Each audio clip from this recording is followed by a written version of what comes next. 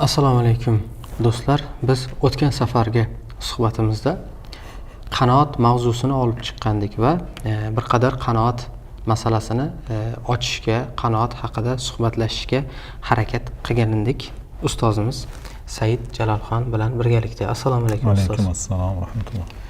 Ustoz, bugun o'tgan safar suhbatimizni yakunlamagandik. Aynan qanoat mavzusini bitirmaganimiz uchun degandikki, yana ikkinchi qismda hali yana davom ettiramiz deb. Chunki qanoat mavzusi keng mavzu bo'lgani uchun ustoz ko'p narsani o'zini ichiga qamrab olgani uchun bugun ana shu qolgan joyidan inshaalloh davom ettiramiz. Xo'p desangiz ustoz, men birinchi savolni boshlasam.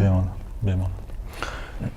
Bir paytlar, bir zamonlar mana bu dunyoda ham aytilgan ustoz, bizda endi bizning jamiyatimizda o'sha sovet bostirib kelgan payti o'sha din afyundir degan narsani tarqatishgan. Ya'ni din insonlarni uxlatadi, afyundek narsa boyagi seni haqlaringni himoya qilmaydi, faqat o'sha sabr qil, qanoat qil, sabr qil, qanoat qil deb faqat insonlarni uyquga buyuradi. Ya'ni uyqu derkan o'sha afyun ma'nosida. Nega bunday tushunchaga kelingan ustoz? Buni tagida, negizida nima bor ustoz? Aslida qanday? Ya'ni qanoat tushunchasi. Xo'p. Bismillahirrohmanirrohim. Bu so'z din afyundir yoki din xalqlarning afyunidir ma'nosidagi so'zni o'zi Karl Marx aytgan. Ma'lum, Karl Marx o'sha mashhur Alman faylasufi, o'sha kommunizmni, sotsializmni asoschilaridan, fikr bobolaridan bittasi deb aytsak bo'ladi. Aslida bu ma'noda din afyundir degan ma'noni noto'g'ri tushuniladi o'zi. Karl Marx aslida bunday demoqchi bo'lmagan. Karl Marx shuni ta'kidlagan. Aslida hayot juda ham shafqatsiz, hayotni olib keladigan zarbalari juda ham kuchli. Agar din bo'lmasa, agar muqaddas bir iymon bo'lmasa, muqaddasotlar bo'lmasa, insonni yashashligi juda ham qiyin bo'ladi, imkonsiz bo'ladi. Va bu misolda din afyunga o'xshashdir, chunki afyun u zamonlarda narkoz vositasi bo'lgan. Ya'ni anesteziya vositasi bo'lgan, chunki Karl Marx vaqtida qilingan operatsiyalarda, qilingan har qanaqangi jarrohiy amaliyotlarda asosiy qo'llanilgan narsa bu afyun bo'lgan. Afyun u zamonlarda narkotik, nima deydi, insonni kayf qiladigan, uxlatadigan, o'sha lazzatlanadigan narsa vositasida qo'llanilmagan. Balki o'sha xuddinki masalan bugungi kunda tibbiy o'sha jarrohlik amaliyotlarida qo'llanilgan narkoz bor. Chunki agar shu narkoz bo'lmasa, insonni u og'riqlarga chidolmay qolishligi mumkin. Albatta. Imkonsiz, ya'ni chidashligi. Hatto shunaqangi bir nima deydi, og'riqni bir darajasi borki, agar og'riq undan darajadan ko'payib ketsa, miya o'chib qoladi. Ya'ni shu narsani ko'tara olmaganidan, og'riqni ko'tarmaganidan o'chib qoladi. O'shaning uchun aslida Karl Marxning aytgan so'zi shu ma'noda bo'lgan. Ya'ni din afyundir ma'nosi, din xuddinki bir anesteziyaga o'xshash, insonni hayotidagi qiyinchiliklarni yengib o'tishlik. Agar din bo'lmasa, agar bir muqaddas insonni muqaddas narsalarga iymoni bo'lmasa, masalan deylik, insonni oxirat kuniga iymoni bo'lmasa, qilayotgan sabriga, kelgan musibatga sabr qilsa va ana shu sabrini ajrini qiyomat kuni olaman desa va sabrdan keyin albatta yengillik keladi va meni Robbim marhamatli zotdir degan ishonch bo'lsa va hayot faqat bu dunyo hayoti emas, balki inson qilgan sabri uchun, yaxshiligi uchun albatta uni mukofotini narigi dunyoda oladi degan ishonch bo'lmasa, bu dunyoda yashashlik o'ta qiyin bo'lib ketadi. Shu ma'nodagi aytilgan gap. Lekin ateistlar bu narsani, bu so'zni shunday ma'noda ishlatishganki, bugungi kunda din afyundir, ya'ni din insonni uxlatadigan, xuddinki inson haligi tush olamida yurganidek va mana shunday hayotdagi har qanaqangi zulmga, nima deydi, nohaqliklarga bo'yin egishlikka, rozi bo'lishlikka, ya'ni agar sizni chap yuzingizni chap tarafiga ursa o'ng tarafini tutib berishlikka, ya'ni mana shunday holatda ushlab turadi va kleriklar, ya'ni din vakillari insonlarni, millatni uxlatish bilan va tepadagi o'sha iqtidorda bo'lgan, hokimiyat ustida bo'lgan nimalarga, boshqaruvchilarga bo'ysundirib berishlik, muloyim qilib berishlik vazifasini bajaradi degan tuhmatlarni qiladi. Aslida buni asossiz bir gaplar. Xo'p. Keyingi savolga o'taylik. Keyingi savolga o'taylik. Ustoz, men hozirgacha bo'lgan fikrim tamoman o'zgardi-da. Men chunki rostdan ham Karl Marksni o'sha din afyundir derkan, dinni bir yomonlash ma'nosida tushunardim. Endi tamoman fikrim o'zgardi. Ya'ni u yerda umuman ya'ni boshqa narsani qasd qilgan, faqat buni ateistlar o'ziga kerakli ma'noda foydalanganligini tushundim. Endi ustoz, ikkinchi savolim shu. Qanoat qilinmaydigan yoki qanoat qilinmaslik kerak bo'lgan holatlar bormi ustoz? Buni tushuntirib bersangiz. Dinimiz asosan nimaga buni so'rayapman? Qanoatga buyuradi. O'sha tabiiyki inson topilayotgan rizqiga qanoat qiladi, harakat qiladi. Birinchi suhbatda juda chiroyli tushuntirib berdingiz, lekin berganiga kunni yakunida qanoat qiladi. Xuddi shunday qushlar ham, boshqa ham topgan rizqiga qanoat qiladi. Endi o'shani aksini so'rayapmanki, dinimiz buyurgan yoki ko'rsatgan yoki bir shunday holatlar bormiki, qanoat qilma degan holatlar. Bu bilan yana noto'g'ri tushunib qolinmasin. Karl Marks masalan dinni tarafini olgan deya olmaymiz, albatta u ateist bo'lgan va lekin uni fikri bo'yicha dinni tamomiy, ya'ni olib tashlashlik kerak degan ma'no bo'lmagan. Yevropa aslida xristianlik dinini asos bo'lib, masalan, mafkura olarak asos bo'lib yashagandan keyin 1700-yilni yarmidan keyin o'sha dinni tamomiyla davlatni mafkurasidan, xalqni boshqaruv mafkurasidan olib tashlab, o'rniga masalan 4 xil 5 xil bir izmlar kelgan. Birinchisi kapitalizm, kommunizm, sotsializm, fashizm masalan, sotsial millatchilar, sotsial natsionalistlar. Mana shu mafkuralar bilan, fikrlar bilan davlatni boshqarishga o'tishgan. Biz hali savollarning ichida bo'lsa kerak, kapitalizmga alohida teginamiz. Albatta. Xo'p. Karl Marksning fikri bo'yicha dinni tamomiyla, ya'ni olib tashlashlik emas, balki ya'ni insonlarni dinga moyil qiladigan sabablarni boshdan ketkazishlik kerak. Ya'ni insonlarga shunaqangi kommunistik bir g'oya bor sotsializm yoki kommunizmda, ya'ni hammani teng qilishlik kerak, mol mulkni egasi davlat bo'lishlik kerak, davlat har kimga to'g'ri bir xil taqsim qilishlik kerak, ishlaganga ham, ishlamaganga ham, zaifga ham, ojizga ham, kuchliga ham, quvvatliga ham bir xil taqsimlash kerak.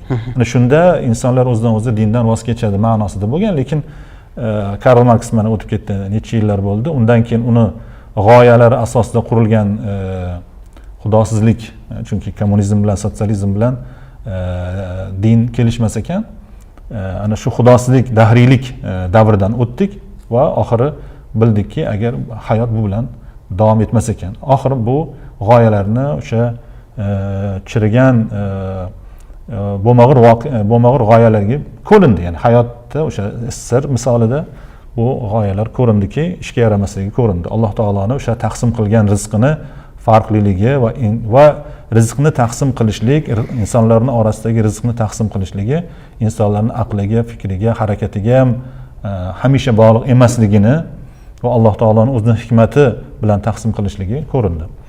Bu haligi masalaga bir tegishli edi. Endi qanoat qilmaslik narsalarida. Qanoat masalan, qanoat qilmaslik insonda masalan fazilatlarda bo'ladi. Masalan, inson fazilatli, ya'ni xulqlar bor. Masalan, inson bizga masalan nima buyurilgan bizga? Sahiy bo'lishlik buyurilgan. Alloh taolo sahiy musulmonni yaxshi ko'radi. Inson men saxovatim hozircha shunchalik, men bunga qanoat qilay demaydi, balki saxovatini ko'paytirishga harakat qiladi. Keyin buni misolida har qanaqangi yaxshi sifatlar, har qanaqangi axloqiy yaxshi fazilatlarda inson sabrli yoki qanoatli bo'lmasligi kerak. Bu o'sha ibodatlarda bo'lsin, masalan, ibodatlarni birin-ketin oshirishlikka, ham sifatini, ham sonini, miqdorini oshirishga harakat qiladi. Zikr bo'lsin, namoz bo'lsin, Qur'on tilovati bo'lsin, bu qarindosh urug' orasini bog'lash bo'lsin, bu ota-onaga itoat qilishlik, ularning hurmatini joyiga qo'yish bo'lsin. Ya'ni ibodat sanaladigan, Alloh taologa ibodat sanaladigan. Chunki o'tgan darsimizda aytdik, dunyo bu oxiratning ekin maydoni va ekin maydonida qancha jiddiy jahd harakat qilsangiz, albatta uni foydasini nima qilasiz va insonga ma'lum berilgan bir vaqt bor. Bu vaqtdan o'sha tejamli va unumli foydalanish kerakki, qiyomat kuni shuni nimasini hosilidan nima qilsin? Foydalansin. Demak, har qanaqangi fazilatli axloqlarda, shuning bilan birgalikda ibodat masalalarida inson nima qilmaydi? Qanoat qilmaydi. Ya'ni o'zini ustida ishlashga davom etadi. Bu ilm olish bo'lsin va bu kitob o'qishlik bo'lsin, bu insonlarga ilmni tarqatishlik bo'lsin, insonlarni dinga, yaxshi fazilatlarga chaqirish bo'lsin, sabrga chaqirish bo'lsin. Bu ishlarning hammasida Alloh taolo nimaga amr qilgan bo'lsa, aytmaydi. Ya'ni masalan, men shuncha o'qitib qo'ydim, bo'ldi, yetar endi menga, yoki shuncha insonlarga murojaat qildim, bo'ldi, yetar demaydi. Balki o'sha ilm talabida ham, ilm berishlikda ham, insonlarni da'vat qilishlikda ham va shunga o'xshash hamma Alloh taolo buyurgan amallarda yana ham ko'p qilishlikka va o'zini ustida ishlashlikka va uni darajasini va saviyasini ko'tarishlikda nima qiladi? Harakat qiladi va qanoat qilib qolmaydi. Agar sahobalar faqat o'sha o'zlarini qabilalarini yoki yon atrofdagi qabilalarini da'vat qilishlik bilan qanoat qilib qolgan deydi, bu haq din bizning o'lkalarga yoki boshqa atrofdagi o'lkalarga nima qilmasdi? Yetib bormasdi. Chunki ular ustilariga olgan bu vazifani Allohning oldida bajarganligi to'g'risida so'ralishini bilishgani uchun, ustidagi vazifani yetkazishlik uchun jiddiy jahd bilan harakat qilib, bizni diyorlarga va boshqa atrofdagi diyorlarga dinni yoyishga nima qildilar? Harakat qildilar. Keyin yana sabr qilinmaydigan va qanoat qilinmaydigan narsa bu nohaqlik.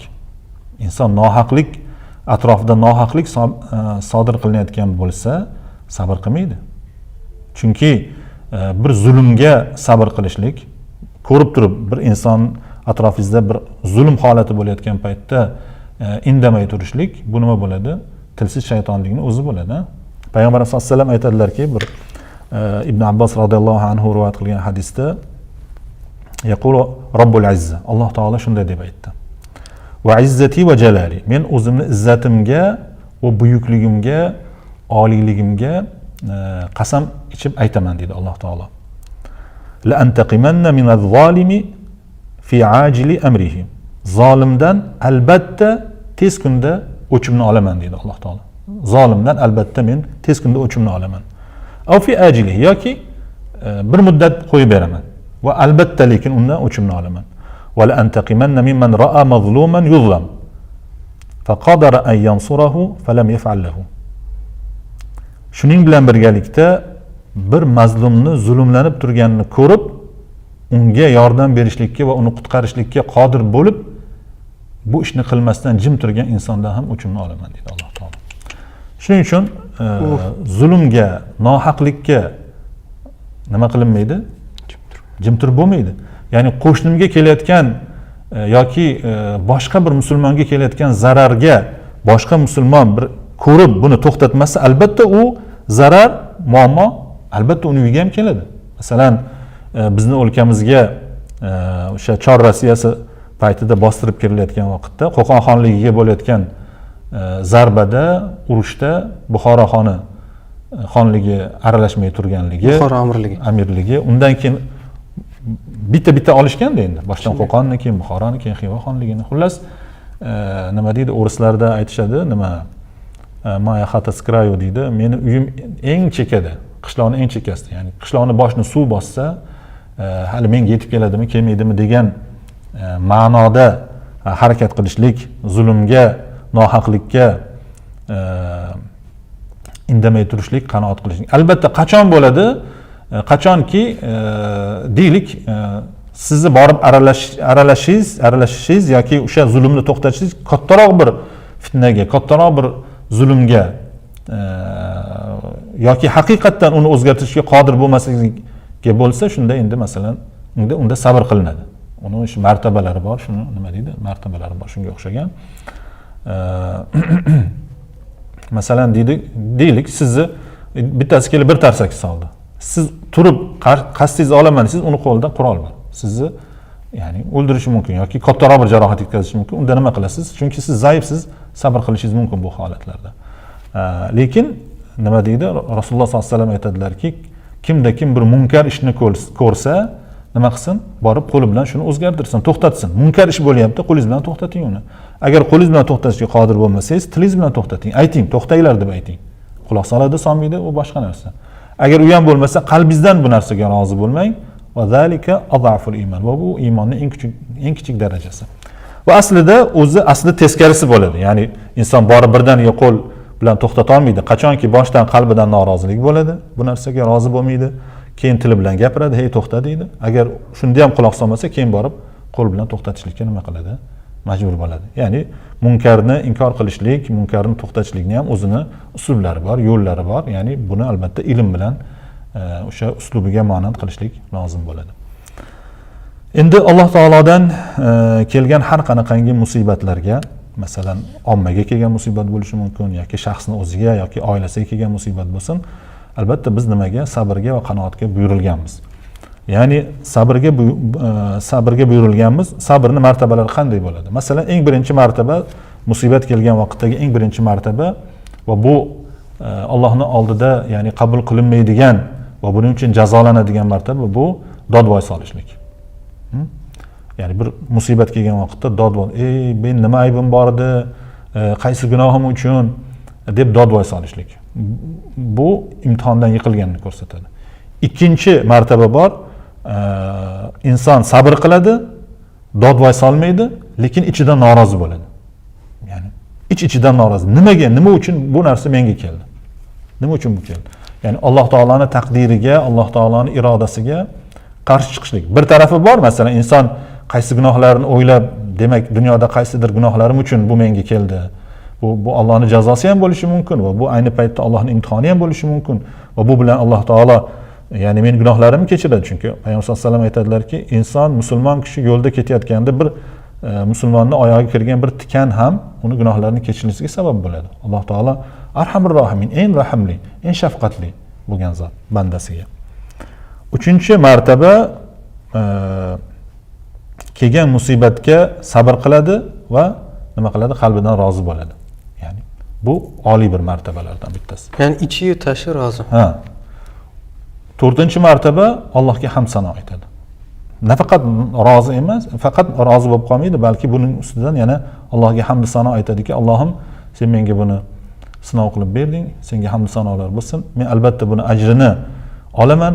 Allohim, sen bu bilan meni gunohlarimni kechirishni qasd qilding va dunyoda va oxiratdagi martabamni ko'tarishni qasd qilding deydi. Bu eng bir oliy martabalardan bittasi. Ya'ni agar insonga nima keladigan nima o'sha musibatlar bo'lganda.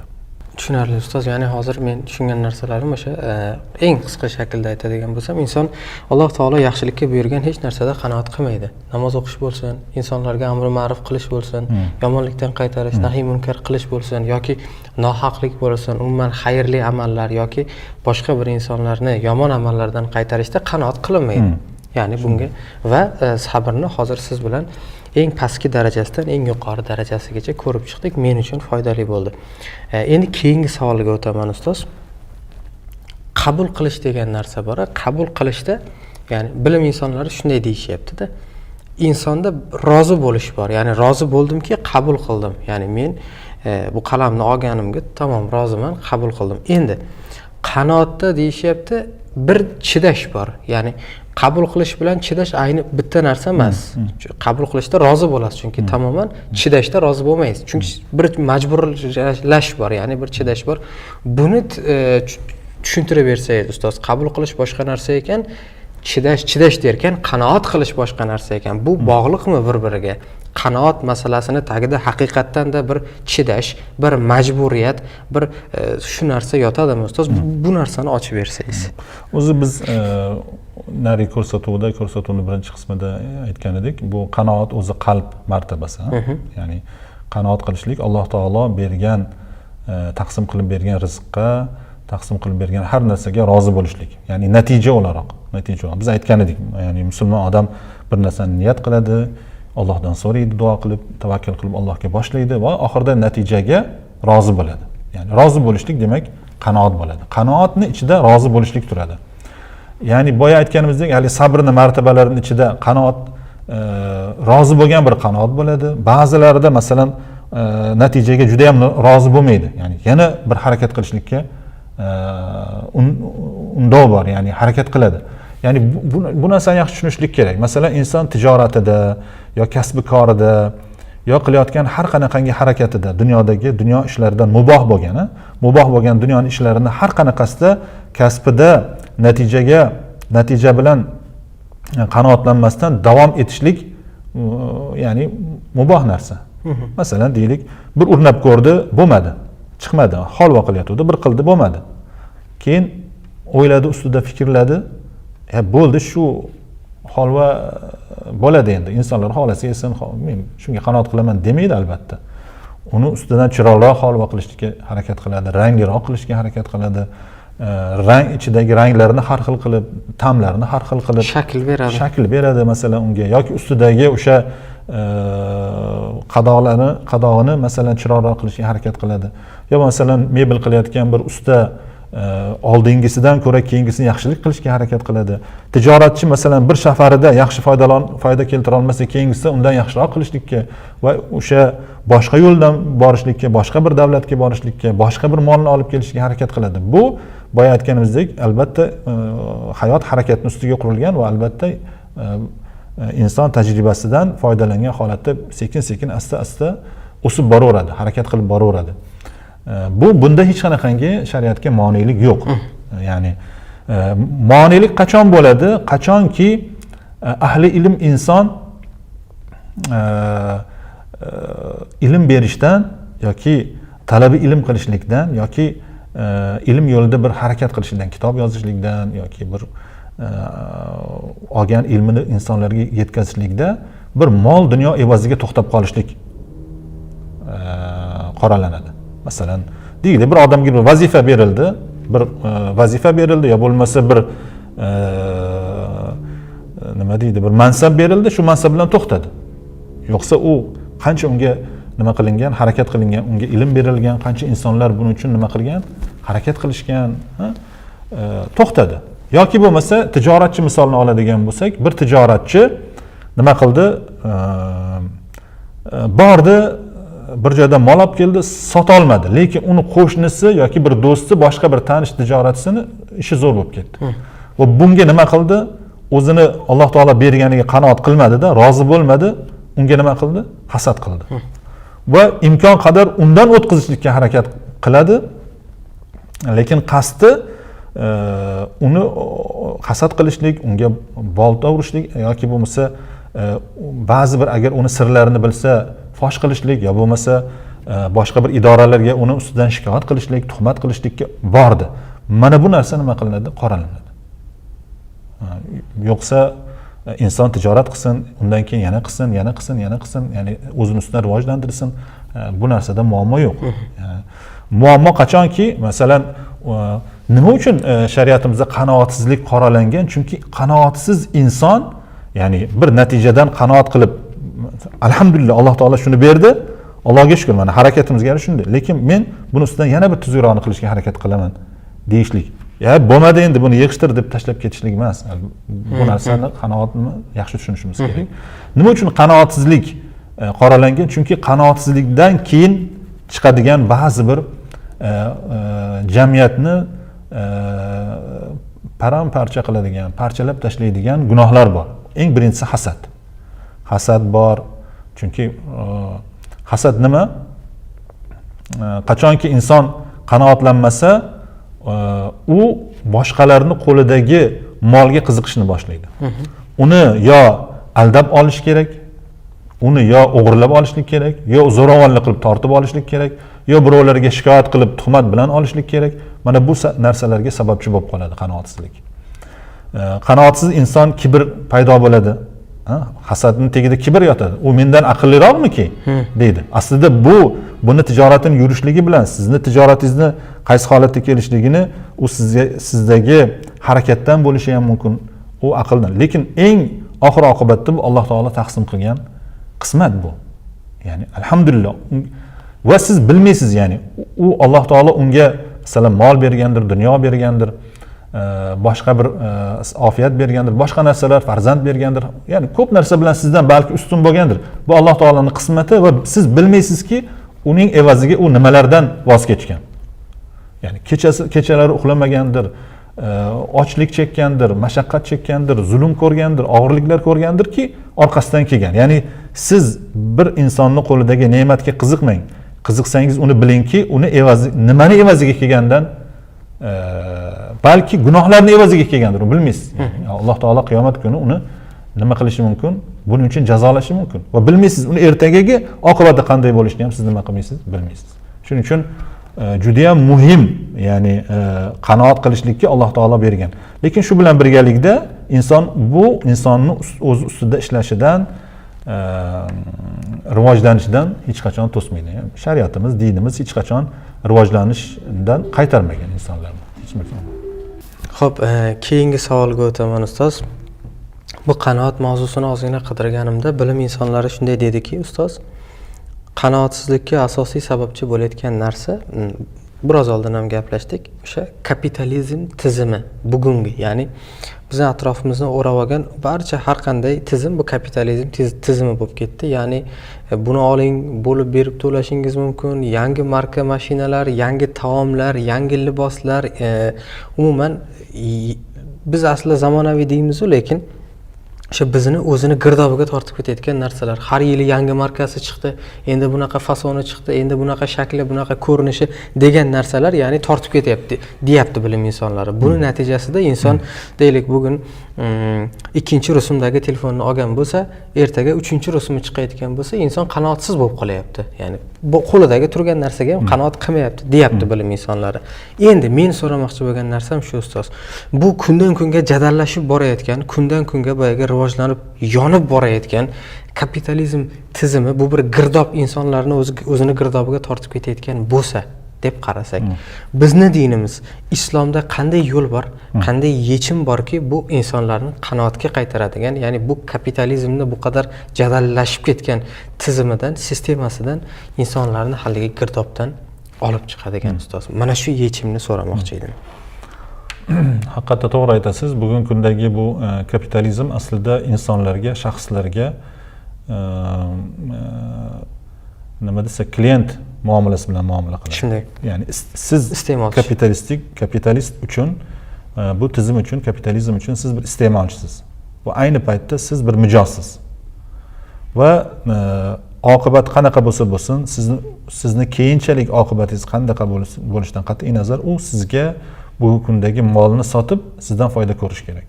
Ya'ni bir misolda sizdan xuddi haligi nimani yedirsin, sizdan sizni pulingizni olishingiz kerak, sizlar energiyangizni olish kerak, sizni kuch-quvvatingizni olish kerak va bu bilan boyishlik kerak. Va insonlardagi hozir o'sha tama, mana bu nima deydi? Bir sahobalardan biri Rasululloh sallallohu alayhi vasallamni yonlariga kelib aytdiki, "Ya Rasululloh, menga bir amalni o'rgating, Alloh ham yaxshi ko'rsin, insonlar ham yaxshi ko'rsin" dedi. Chunki ko'pincha Allohga xushnud bo'ladigan ishlarni qilganingizda insonlar norozi bo'lishi mumkin. Haqni gapirsangiz hammaga yoqmaysiz, to'g'rimi? Zolimni qo'ldan tutsangiz zolimga yoqmaysiz. Shunda Rasululloh aytdilarki, "Izhad fi dunya", dunyoda zohid bo'lgin. Ya'ni dunyoda zohid bo'lgin degani, ya'ni dunyoga bor buting bilan tashlama o'zingni. Dunyoga sho'ng'ib ketma, zohid bo'l, Alloh seni yaxshi ko'radi shunda. Chunki dunyo bu nima uchun berilgan? Oxiratgacha o'tib oladigan bir ko'prik. Rasululloh sollallohu alayhi vasallam aytdilarki, dunyoda sen g'arib kabi bo'lgin. Ya'ni g'arib degani bir musofir. Keldingiz, ishingizni bajardingiz, ketdingiz. Ya'ni inson bir necha vaqt bir muddat qoladigan joyga butun narsasini bag'ishlab yuborish to'g'ri emas. Aqlsizlik bo'ladi, to'g'rimi? Kannaka g'aribun aw abiru sabil yoki shu yo'lda bir to'xtab dam olib o'tib ketayotgan inson kabi bo'lgin bu dunyoda. Ya'ni Musofir kabi. Bu dunyo asl boradigan nima emas, ya'ni manzil emas. Ya'ni bu bir o'tadigan dunyo, ya'ni bir o'tkinchi dunyo. O'tkinchi degani shu yerda o'tib ketasiz xolos. Shunda Rasululloh aytdilarki, boya hadisga qaytadigan bo'lsak, izhad fid dunya yuhibbukalloh.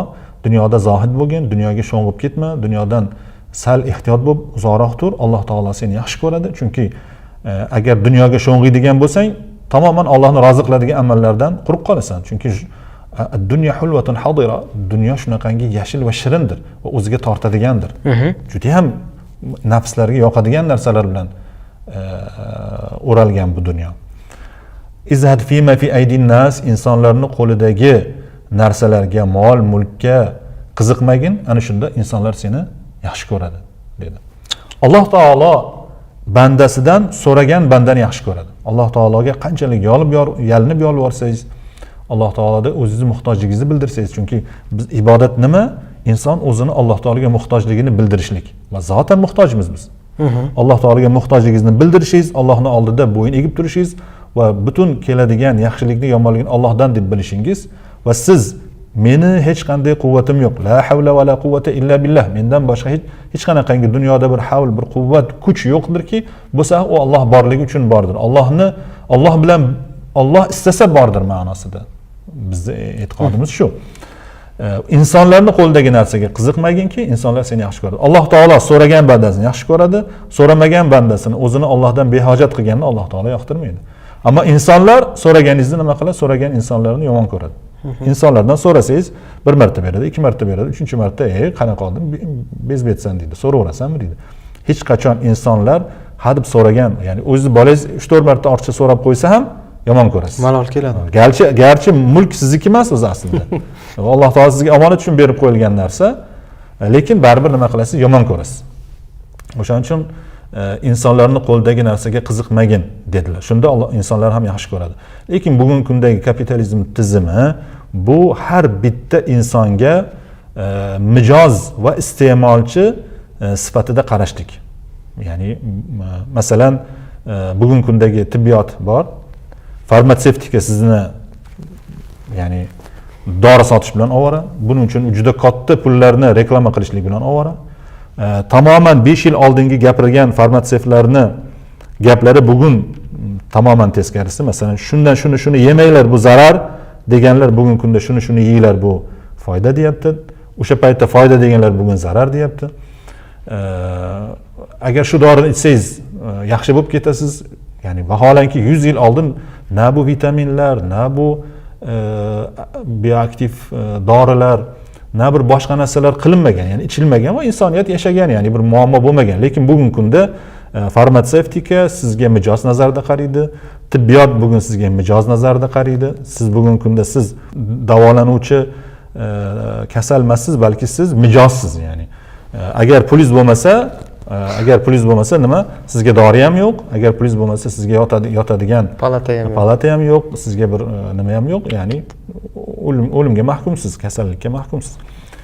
Bugungi kunda ta'lim sistemasi insonga mijoz sifatida qaraydi. Bo'lmasa ilm berishlik payg'ambarlarni merosi, to'g'rimi? Ya'ni siz oldingizga bir talib ilm keladi, siz unga ilm berasiz, o'qitasiz va bu bilan faxrlanasiz. Va u sizdan oshib ketsa, kuchda, quvvatda, ilmda sizdan oshib ketadigan bo'lsa, siz faxrlanasiz. Xuddi farzandingiz kabi, ya'ni. Hech qachon inson o'zini farzandiga hasad qilmaydi-ki. Sen mendan olim bo'lib ketding, bilib ketding demaydi. Lekin bugungi kundagi ta'lim sistemasi nima? Pulli ta'lim sistemasi. Agar davlat bir nima qilinmasa, bir yo'l qilib, ya'ni bugungi kundagi tizim o'sha tekin o'qiladigan maktablar qilmasa, faqat nima deydi, boyning bolasi o'qiydi, kambag'allik nima qiladi? Dehqonchilik qiladi, tesha uradi. Undan boshqa sistema bugungi kundagi masalan oziq-ovqat ishlab chiqarish sanoati.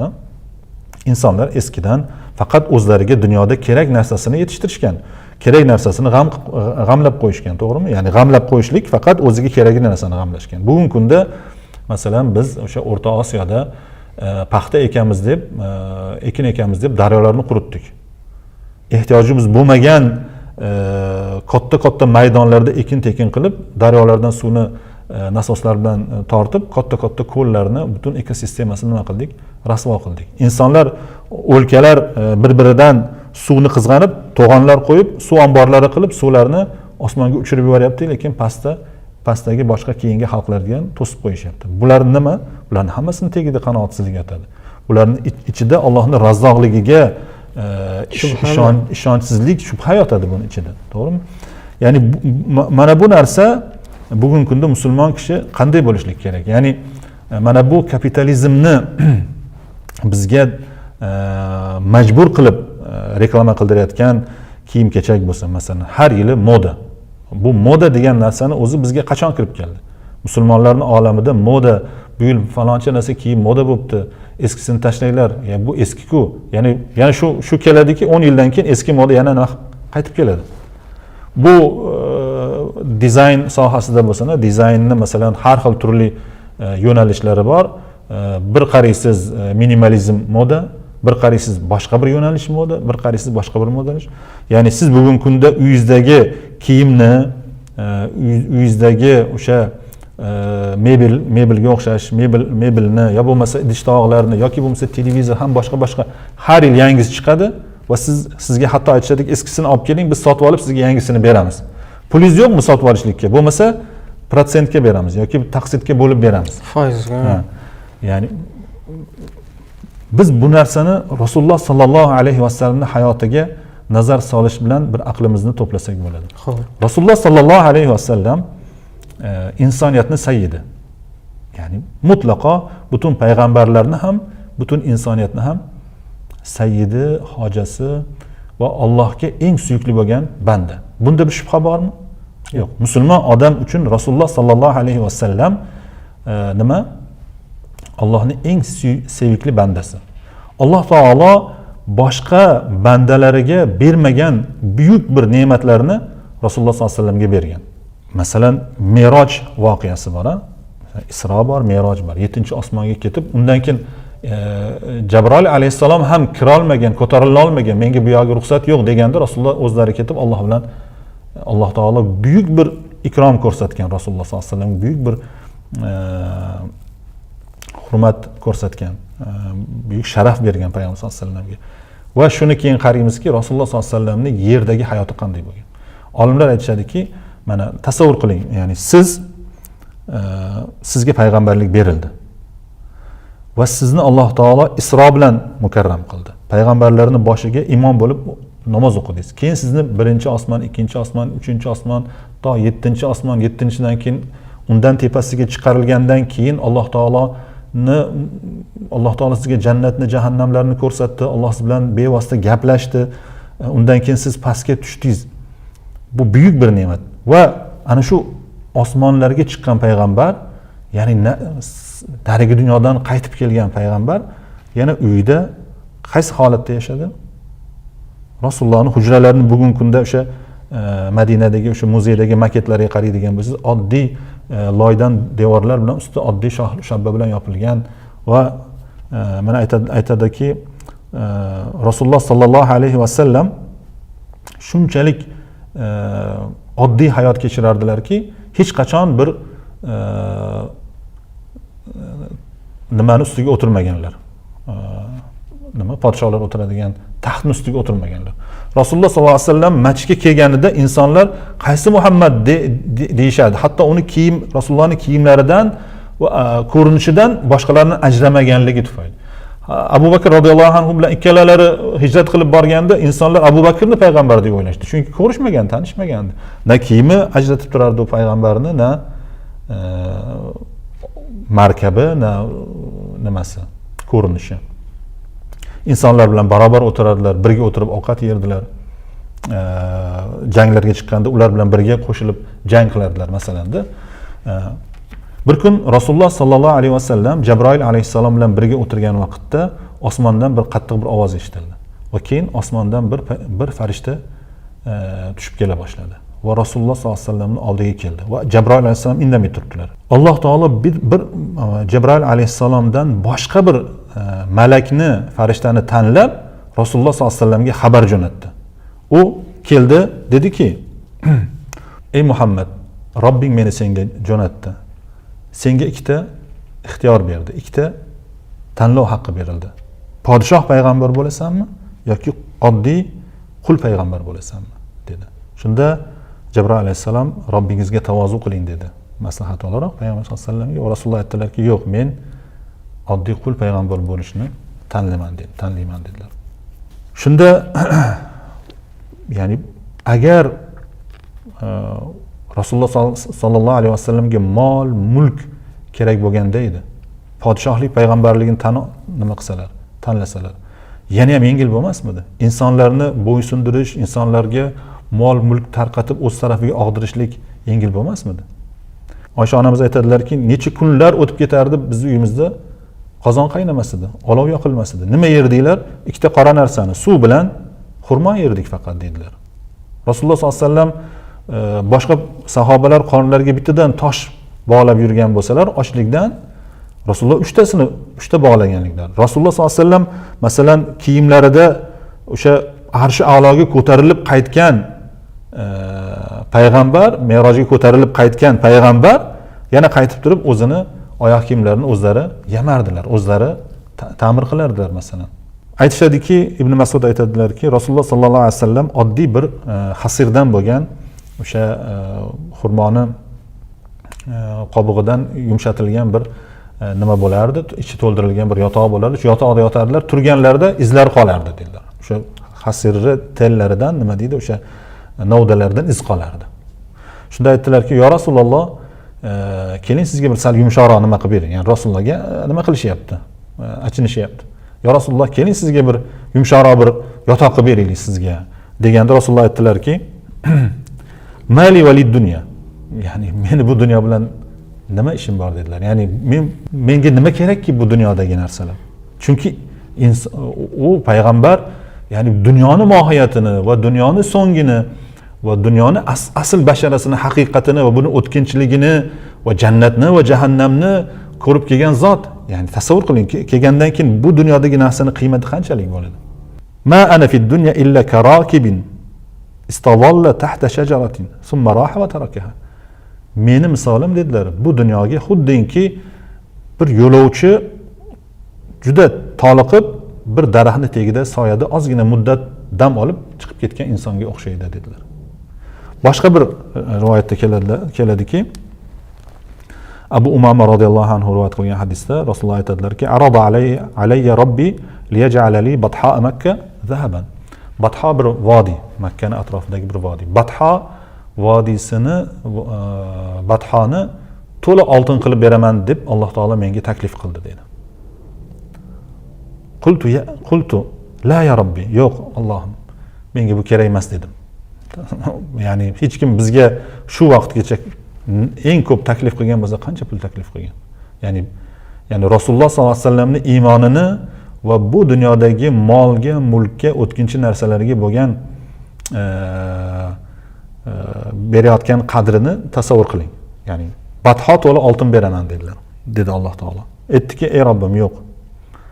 Lakin ashba'u yawman va aju'u yawman. Allohim, bir kun qornim to'q bo'lsin, bir kun qornim och bo'lsin. Fa idza ju'tu tadarra'tu ilayk va zakartuk. Allohim, qornim och qilgan kuni senga tavba tazarru qilaman, sendan iltimos qilaman, sendan so'rayman va senga zikr qilaman. Va idza shabi'at, agar qornim to'yadigan bo'lsa, shakartuk, senga shukr qilaman. Va hamidtuk, va senga hamd sano aytaman dedilar. Ya'ni Rasululloh sollallohu alayhi vasallam tanlagan yo'li holati shu.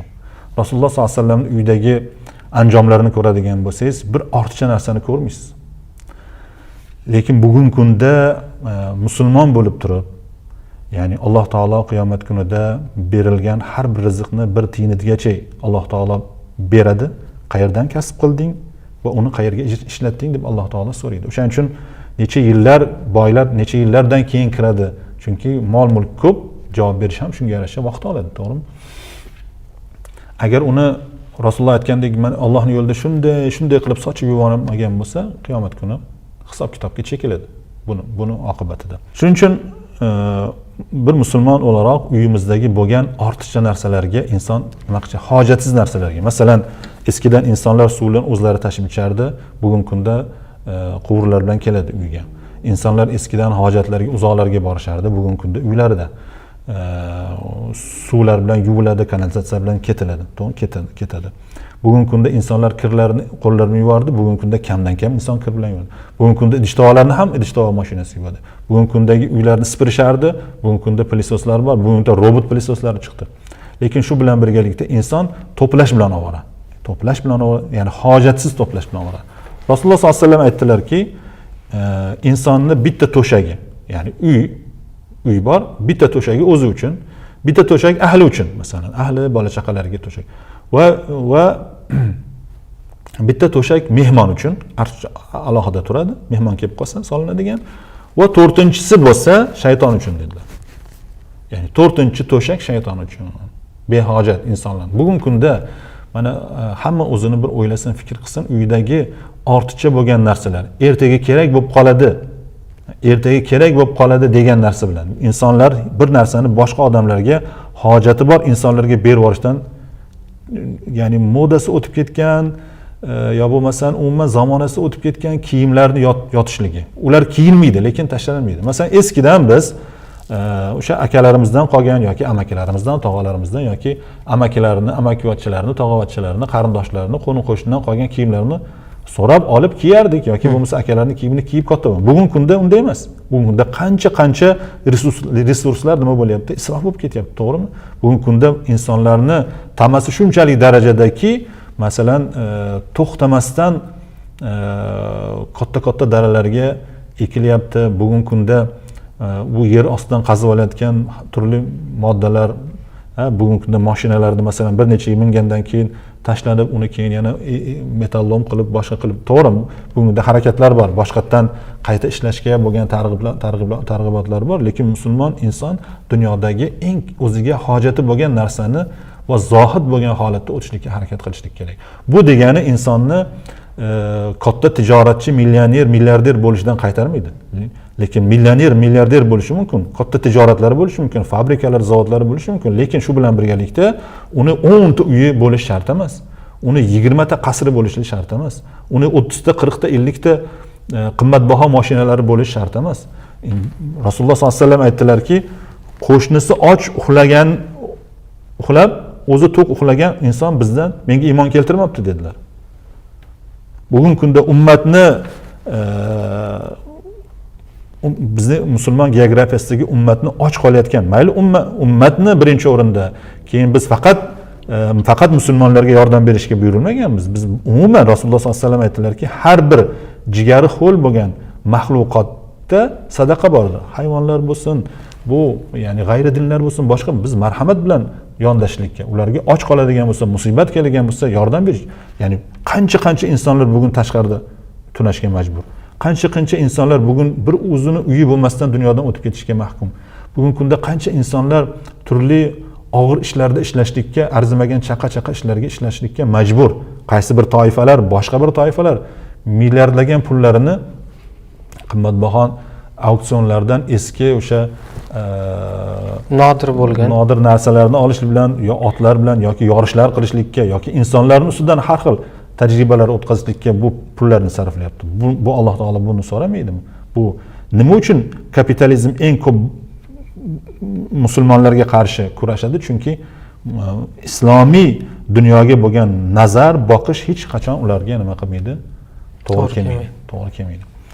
O'shaning uchun har bir musulmon buni bilishligi kerak. Uydagi ortiqcha narsalardan xalos bo'lishlik kerak. Muhtoj bo'lgan bugungi kunda juda katta vaqflar bor, yordam uyushmalari bor, yordam beradigan uyushmalar, o'shalarga olib borib berish. Masalan, Turkiyalarda shunday nimalar bor, eski kiyilmagan kiyimlarni masalan to'playdigan bir sandiqlar bo'ladi. O'sha yerga qo'yish kerak. Bugungi kunda och, yalang'och, juda ham qiyin ahvolda yashagan insonlar borki, bir musulmon odam bugungi kunda meni hayotim o'tayotgan ekan, men qornim to'q ekan deb o'zi bilan kifoyalanishligi joiz emas. Chunki Rasululloh sollallohu alayhi vasallam aytdilarki, mu'minlar nimaga o'xshaydi? Bir tanaga o'xshash. Agar bir tarafi jarohatlansa, butun boshqa organlar nima qiladi? isitmani ichida qoladiki, mana shuni tezroq nima qilishlik uchun, tuzatishlik uchun. Sahobalardan biri Rasululloh sollallohu alayhi vasallamning buyruqlari bilan Bahrayndan bir katta bir mol olib keldilar. Bilishimcha zakot, adashmasam zakot moli. Ertalab buni xabarini topgan sahobalar bomdoddan keyin Rasululloh oldiga kelishdi. Ya'ni Rasululloh aytdilarki, bir mol mulk kelgandan xabaringlar bo'ldi shekilli dedi. Ular ham ha deyishdi. Shunda Rasululloh miyig'ida kuldilar va dedilarki, "Vallohi mal faqra akhsha alaykum." Vallohi Allohga qasam ichib aytamanki, men sizlarga faqirlikdan qo'rqmayman. Bu so'z butun ummat Muhammadga gapirilgan Rasulullohning gaplari. Men sizlarga faqirlikdan qo'rqmayman. Ya'ni hech qachon faqirlikdan qo'rqmang. Chunki sizni faqirlikdan qo'rqitadigan kim? Shayton. Alloh taolo Razzoq zot. Alloh taolo modomiki sizni yo'qdan bor qilib yaratdi ekan, sizni rizqingizni to boya o'tgan nimada ko'rsatuvda aytdikki, 50 ming yil oldin sizni rizqingizni yozib qo'ygan va o'sha rizqingizni yeb tugatmaguncha dunyodan ketmaysiz. Qo'rqmang, ya'ni faqirlikdan qo'rqmang. Alloh taolo sizni harakat qildirib ham qo'yadi, qiziqtirib ham qo'yadi. Rasululloh aytdilarki, "Mal faqra akhsha alaykum." Men sizlarga faqirlikdan qo'rqmayman. Ey Muhammad ummati. Walakin akhsha an tubsata alaykum ad-dunya kama busitat ala man kana qablakum. Lekin men sizlarga qo'rqadigan narsam, bir vaqt keladi sizlarga dunyo ochilib ketadi. Xuddinki oldingi ummatlarga dunyo ochilib kengayib ketganidek.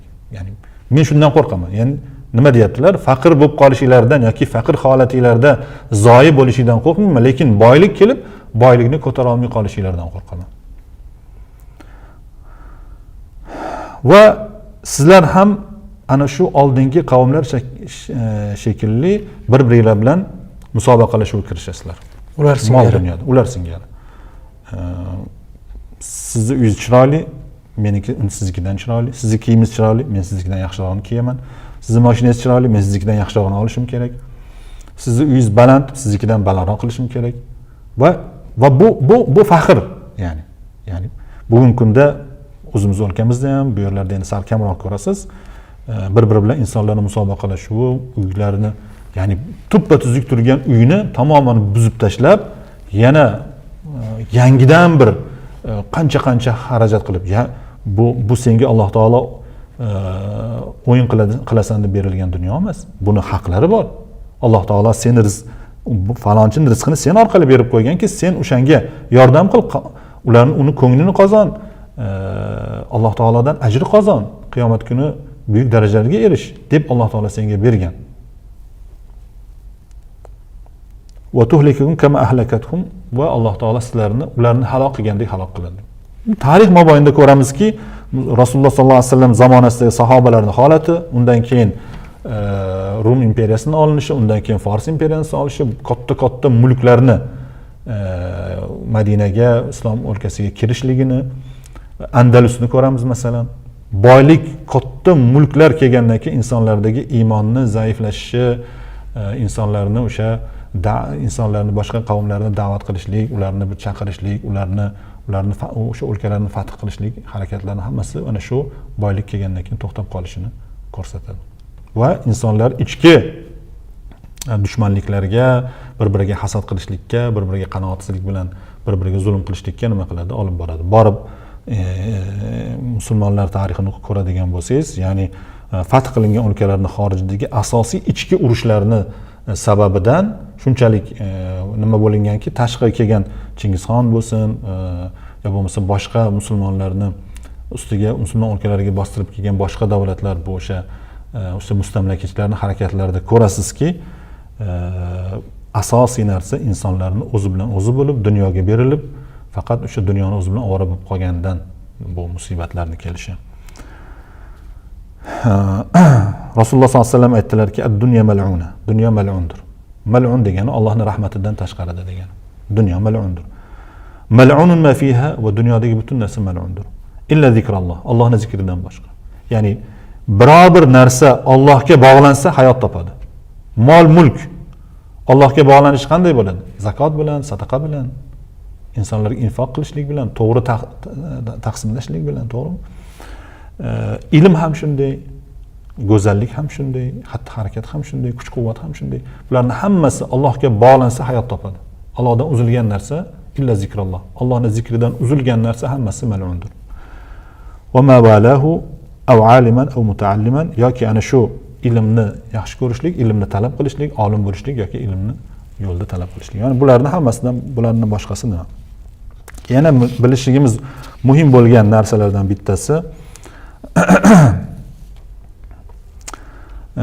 inna izamal jazai ma izamil bala.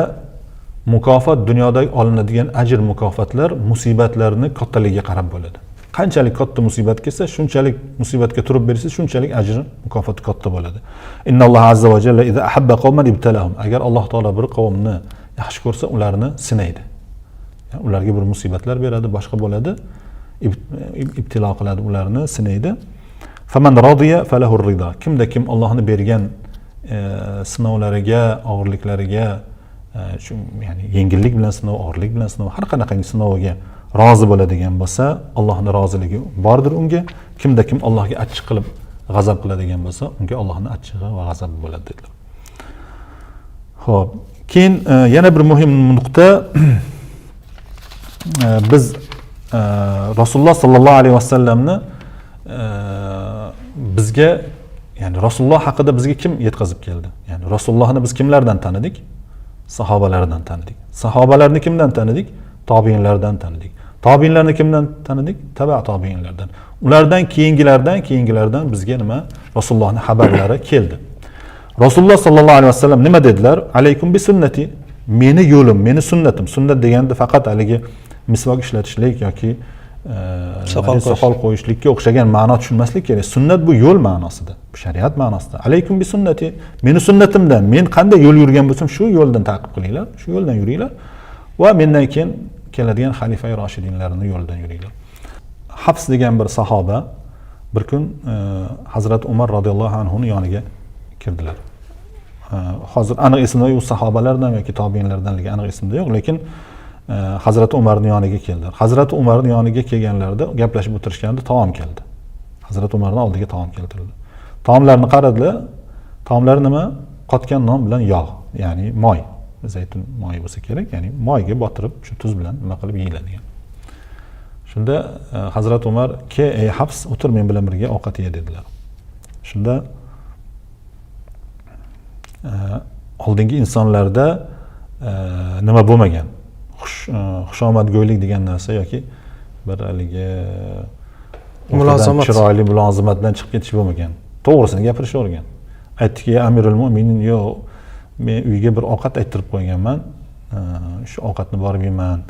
deb qarasa, og'ir ovqat, ya'ni uni o'tirib birga yeydigan bo'lsa, uni hazm qilish ham qiyin. Shunda, "Ha" dedi. Ya'ni biz yegan ovqatni o'zingizga ravo ko'rmayapsizmi? Agar men istasam dedilar, men baribir echkichani kestirib, uni o'sha terisidan tozalatib, uni shu holatda shunday pishirilib, undan keyin falon shirinlikni ayttirib, falon sharobni ayttirib deb zamonasining eng tansiq taomlaridan gapirdilar. Shuni qilsam qudratim yetadi dedilar. Shunda haligi odam aytdiki, "Ya Amirul Mu'minin, siz shunaqa ovqatlarni bilasiz ekan" dedi.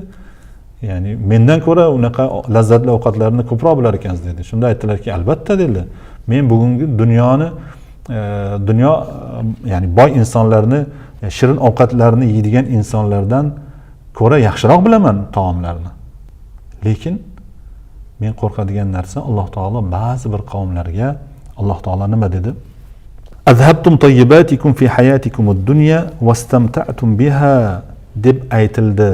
Shunaqa deb aytilganini Qur'onda eshitdim dedilar. Nima dedi Alloh taolo? Musulmonlarga emas bu.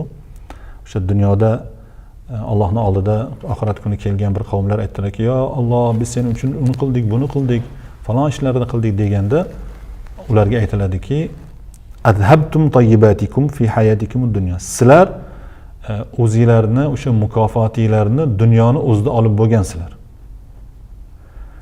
Va undan o'sha lazzatlarni foydalanib bo'ldinglar. Shuni olib bo'ldi. Endi bu yoqqa sizlarga hech narsa yo'q. Deyiladi. Ana shuni deyilishidan qo'rqaman dedilar. Biz Rasulullohning yonida turib berdik. Biz butun Rasululloh bilan birga bo'lgan g'azotlarda nima qildik? Ishladik. Undan keyingi qancha nimalarga keldik, lekin bugun endi xalifa bo'lib turgan paytimda men